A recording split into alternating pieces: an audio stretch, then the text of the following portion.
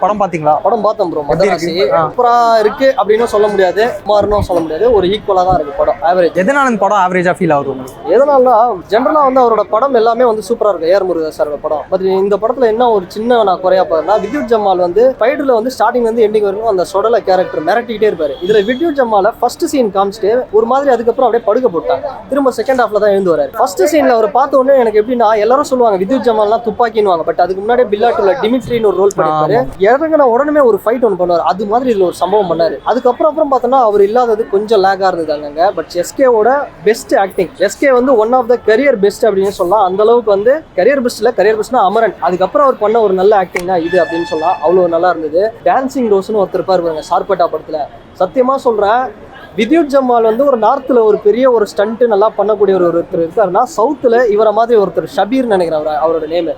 அவர் வந்து உண்மையா வேற லெவல். டான்சிங் ரோஸோட முகத்தை காமிச்சு நீங்க ஒரு 30 குழந்தைக்கு வந்து சாப்பாடு ஊட்டலாம். எனக்கு பார்க்கும்போதே பயமா இருந்தது.